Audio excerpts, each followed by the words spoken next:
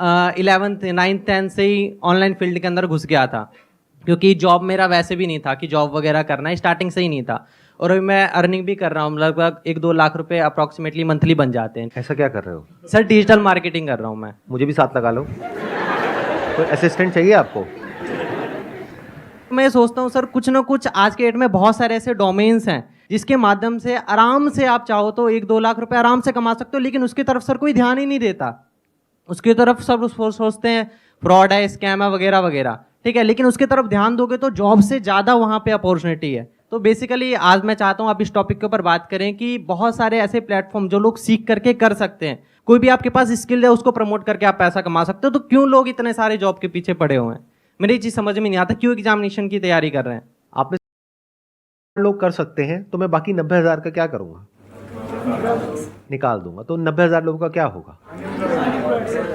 या तो अपनी स्किल्स को उनको अपग्रेड करना पड़ेगा या अपनी लाइन को चेंज करना पड़ेगा।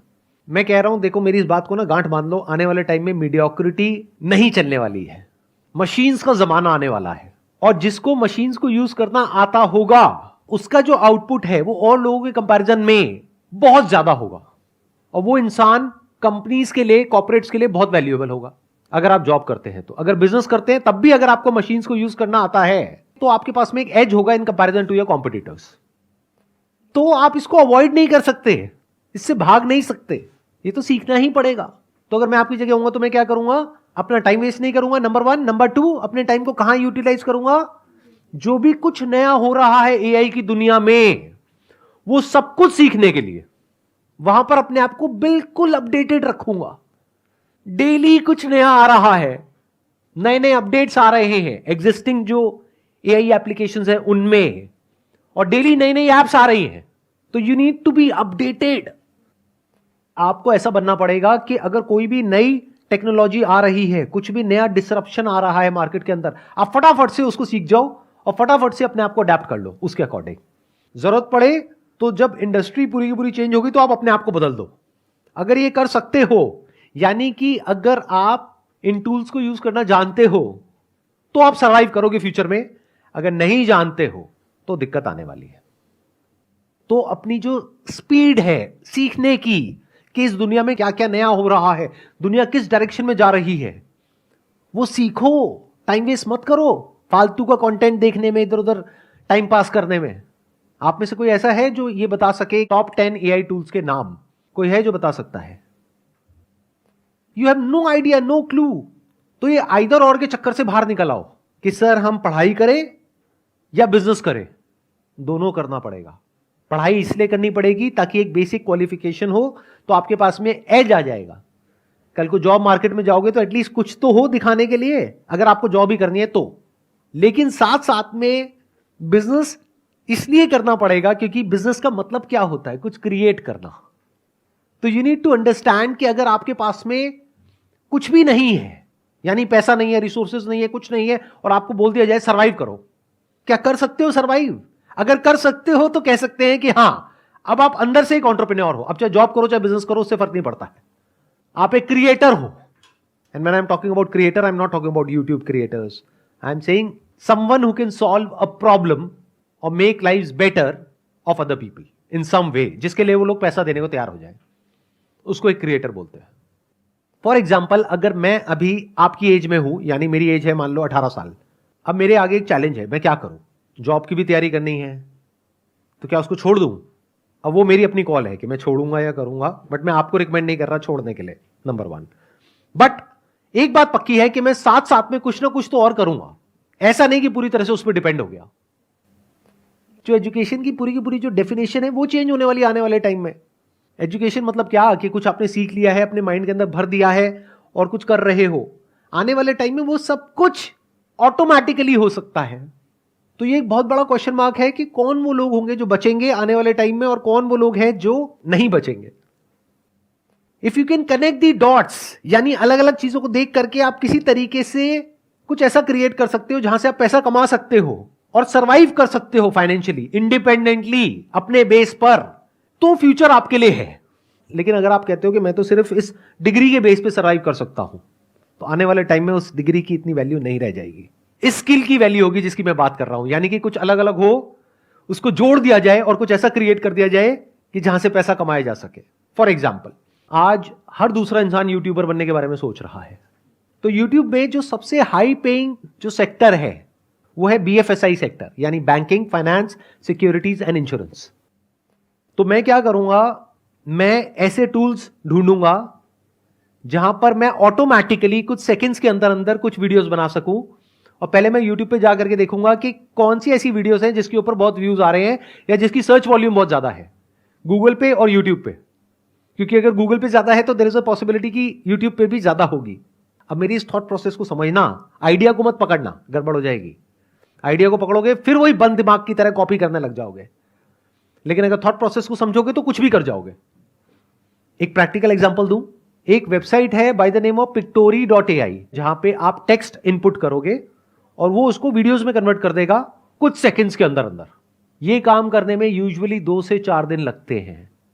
तो क्या यहां से आपके दिमाग में कुछ आ रहा है या नहीं आ रहा है? अगर आ रहा है तो कह सकते हैं कि आप एक प्रॉब्लम सॉल्वर हो, आप एक क्रिएटर हो, आप क्रिएटिव हो। तो एक दिन में कितनी वीडियोस बन सकती हैं? बहुत सारी।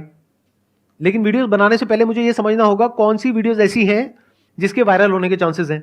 तो पहले मैं ये स्टडी करूंगा लोग सर्च क्या कर रहे हैं गूगल पे और यूट्यूब पे।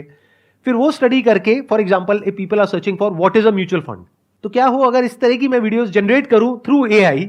अब मुझे उसके लिए कंटेंट चाहिएगा।